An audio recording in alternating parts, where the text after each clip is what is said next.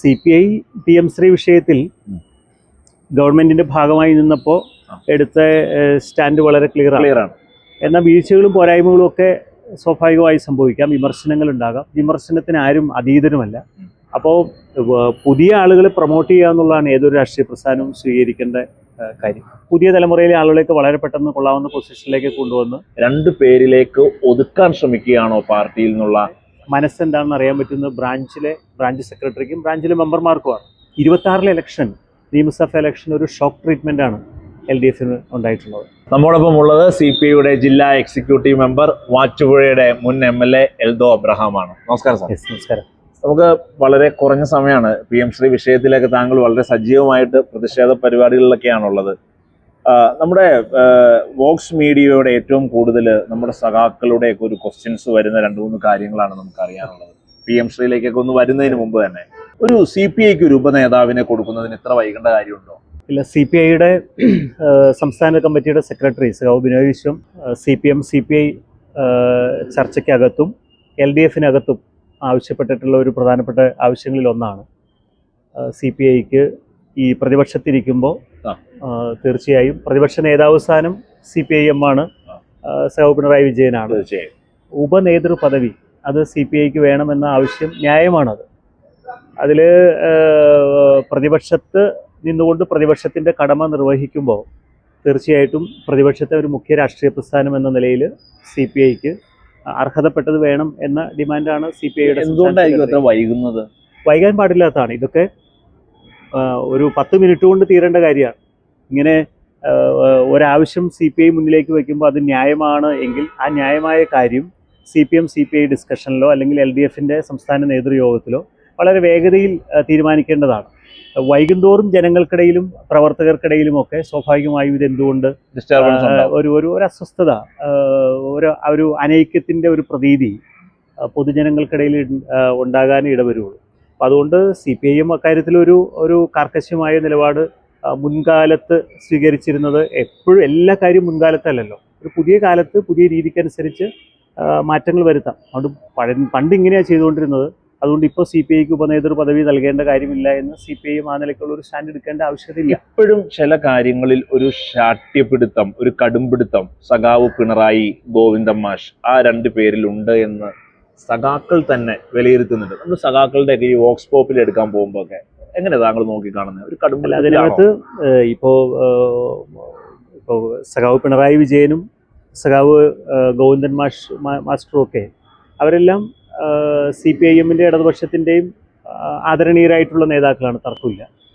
അവരെല്ലാം നന്നേ ചെറുപ്പം മുതൽ പതിറ്റാണ്ടുകളോളം അവർ വിശ്വസിക്കുന്ന രാഷ്ട്രീയ പ്രസ്ഥാനത്തിനും ഇടതുപക്ഷത്തിനും പൊതുസമൂഹത്തിനും രാഷ്ട്രീയ പ്രവർത്തനം മാത്രമല്ല, ഒരു പൊതുപ്രവർത്തന രംഗത്ത് മന്ത്രി എന്ന നിലയ്ക്കുള്ള ചുമതല അല്ലെങ്കിൽ മുഖ്യമന്ത്രി എന്ന നിലയ്ക്കുള്ള ചുമതല ഇവരെല്ലാം ഫലപ്രദമായി നിർവഹിച്ചു പോന്നിട്ടുള്ളവരാണ്. എന്നാൽ വീഴ്ചകളും പോരായ്മകളും ഒക്കെ സ്വാഭാവികമായി സംഭവിക്കാം, വിമർശനങ്ങൾ ഉണ്ടാകാം. വിമർശനത്തിന് ആരും അതീതനുമല്ല. ഇപ്പോൾ CPIM പോലൊരു പാർട്ടിയിൽ 2 നേതാക്കളേ ഉള്ളൂ എന്ന ഒന്നില്ല.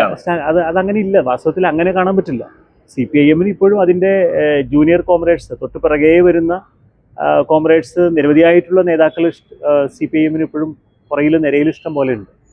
അപ്പോൾ പുതിയ ആളുകളെ പ്രൊമോട്ട് ചെയ്യുക എന്നുള്ളതാണ് ഏതൊരു രാഷ്ട്രീയ പ്രസ്ഥാനവും സ്വീകരിക്കേണ്ട കാര്യം. അതിങ്ങനെ ഈ ചെങ്കൊടി കൈമാറി പോകണമെന്നാണല്ലോ. മരണപ്പെടുമ്പോൾ പുതിയ ആൾ വരിക എന്നുള്ളതല്ല, ജീവിച്ചിരിക്കുന്ന സമയത്ത് തന്നെ ഏറ്റവും സ്യൂട്ടബിളായിട്ടുള്ള സമയത്ത് പുതിയ ആളുകൾക്ക് ഉത്തരവാദിത്തപ്പെട്ട ചുമതലകൾ ഇങ്ങനെ കൈമാറി കൊടുക്കുമ്പോൾ അതൊരു എനർജി ഉണ്ടാക്കും. ക്ലിയറാണ്. ഈ ഇലക്ഷൻ്റെ സമയത്ത് വലിയ രീതിയിൽ പല പ്രശ്നങ്ങളും CPIMൻ്റെ സ്ഥാനാർത്ഥി നിർണയവുമായി ബന്ധപ്പെട്ടൊക്കെ വടക്കൻ മലബാറിലൊക്കെ ഉണ്ടായിരുന്നു. അതിനുശേഷം തോൽവി സംഭവിക്കുന്നു, പാർട്ടി ഒരു നിലപാട് പറയുന്നു, സഖാക്കൾക്കെല്ലാം സ്വതന്ത്രമായി പറയാം, ഞങ്ങൾ കേൾക്കുമെന്ന്. വലിയ രീതിയിൽ പാർട്ടി തിരിച്ചുവരവിലേക്ക് ഒരു ഐക്യപ്പെടുകയാണെന്നൊരു തോന്നലുണ്ടായി. ഈ ജില്ലാ സമിതികൾ, ഏരിയ കമ്മിറ്റി, ലോക്കൽ കമ്മിറ്റി എല്ലാം കഴിഞ്ഞതിന് ശേഷം അവസാനം പഠിക്കൊണ്ടേ കലമുടച്ചു എന്നാണ് കമന്റ് ബോക്സുകൾ സൈബറിടങ്ങളിൽ നിറയുന്നത്, സോഷ്യൽ മീഡിയയിൽ. ഗോവിന്ദൻ മാഷിന്റെ കഴിഞ്ഞ ദിവസത്തെ പത്രസമ്മേളനത്തിൽ അദ്ദേഹം പറയുന്നു, ഞങ്ങൾ 2 പേരും മാറുമെന്ന് ആരും കരുതണ്ട, ഞങ്ങൾ മാറിയാൽ പിന്നെ ആര് എന്ന്. 2 പേരിലേക്ക് ഒതുക്കാൻ ശ്രമിക്കുകയാണോ പാർട്ടിയിൽ നിന്നുള്ള സഖാക്കളുടെ ചോദ്യത്തിനോട് താങ്കൾ എങ്ങനെയാണ്? ഇപ്പോൾ പറഞ്ഞ സ്റ്റേറ്റ്മെന്റ് സോഷ്യൽ മീഡിയയിലൂടെയും മറ്റ് ദൃശ്യമാധ്യമങ്ങളിലൂടെയൊക്കെ ഒരു കണ്ട ഒരു സ്റ്റേറ്റ്മെൻ്റാണ്. അതിലെത്രമാത്രം വസ്തുതയുണ്ട്, യാഥാർത്ഥ്യമുണ്ട് എന്ന് എനിക്കറിയില്ല. ഞാൻ ആദ്യം പറഞ്ഞതുപോലെ ഇപ്പോൾ പി രാജീവ്, സഖാവ് M Swaraj, K N Balagopalan, Shailaja teacher, അങ്ങനെ നമ്മളിങ്ങനെ എടുത്താൽ ഒരു തേർഡ് ലീഡർഷിപ്പ് എന്ന് പറഞ്ഞാൽ അതിൻ്റെ തൊട്ട് താഴെ വേറെ തോമസ് ഐസക്കിനെ പോലെയുള്ള കോമ്രേഡ്സ് ഉണ്ട്. അങ്ങനെ പറയാൻ ഒരുപാട് ആളുകളുണ്ട്. വീണ്ടും ഒരു മിഡിൽ ലീഡർഷിപ്പ് എന്ന് വേണമെങ്കിൽ നമുക്ക് പറയാവുന്നവരാണ് ഞാൻ ഈ പറഞ്ഞ ആളുകളൊക്കെ. അപ്പോൾ അവർക്കൊക്കെ അവർ വിദ്യാർത്ഥി യുവജന രംഗത്തൊക്കെ സമഗ്രമായ സംഭാവനകൾ നൽകിയ സഖാക്കളാണ്. അപ്പോൾ ഇങ്ങനെയുള്ള പുതിയ തലമുറയിലെ ആളുകളെയൊക്കെ വളരെ പെട്ടെന്ന് കൊള്ളാവുന്ന പൊസിഷനിലേക്ക് കൊണ്ടുവന്ന് പ്രതിപക്ഷത്തിരിക്കുമ്പോൾ ഇപ്പോൾ ഇടതുപക്ഷത്തിന് നഷ്ടപ്പെട്ടിട്ടുള്ള ഒരു പ്രതിച്ഛായ ഉണ്ടായിരുന്ന പ്രതിച്ഛായ 21 ഇലക്ഷനിലും തിരിച്ചു ഉണ്ടായിരുന്നത്. അത് ഈ കഴിഞ്ഞ 5 വർഷക്കാലത്തിനിടയിൽ ഒരു തിരിച്ചടി തെരഞ്ഞെടുപ്പിലുണ്ടാകുമ്പോൾ ജനം നൽകിയതൊരു വലിയ അടിയാണ്. ആ അടി ചെറിയ അടിയല്ല, അത് നല്ലവണ്ണം തുടക്കി വേദനിക്കുന്ന ഒരു അടി. നമ്മളിങ്ങനെ പറയുമല്ലോ, നമ്മളൊക്കെ ചെറുപ്പത്തിലെ കുഞ്ഞായിരിക്കുമ്പോൾ ഒരു തെറ്റ് ചെയ്താൽ നമ്മുടെ അച്ഛനോ അമ്മയോ ഒക്കെ ചിലപ്പോൾ ഒരു കനപ്പെട്ട ഒരു അടി തരും.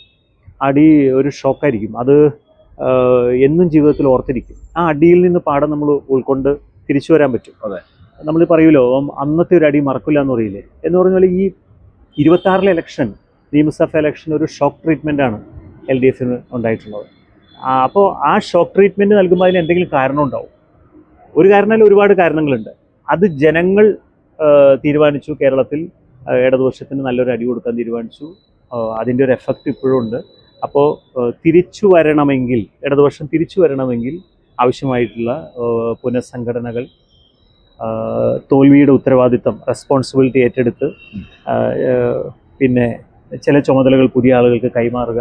അപ്പോൾ CPIM CPI ഈ തോൽവിയുടെ അടിസ്ഥാനത്തിൽ നേരെ ഒരു ചുമതല ഒരാൾ ഒഴിഞ്ഞ് വേറൊരാൾ വരണം എന്നുള്ളൊരു ഒരു പ്രതികരണം ഞാൻ നടത്തുന്നത് ശരിയല്ല. പക്ഷേ എൻ്റെ അഭിപ്രായത്തിൽ ഞാനൊരു പ്രധാനപ്പെട്ട പോസ്റ്റിലിരിക്കുകയാണെങ്കിൽ, ഞാനാണ് അതിൻ്റെ ഒരു ലീഡറെങ്കിൽ, ഒരു വലിയ പരാജയം ഉണ്ടായിക്കഴിഞ്ഞാൽ ആ പരാജയത്തിന് എനിക്ക് ഉത്തരവാദിത്വമുണ്ട്.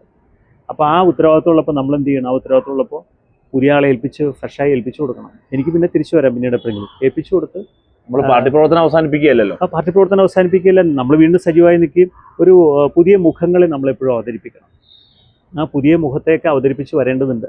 പിന്നെ CPIM പറഞ്ഞൊരു കാര്യം, ഈ തെരഞ്ഞെടുപ്പിൻ്റെ പരാജയത്തെ തുടർന്ന് താഴോട്ട് നല്ലവണ്ണം ഒരു ആശങ്കയില്ലാതെ നിങ്ങൾ പ്രവർത്തകർക്ക് പറയാം, പാർട്ടി പറയാമെന്ന് പറയുമ്പോൾ ആ പറച്ചിൽ എന്ന് പറയുന്നത് ഏറ്റവും കൂടുതൽ ഉണ്ടാകേണ്ടത് ബ്രാഞ്ച് തലത്തിലാണ്.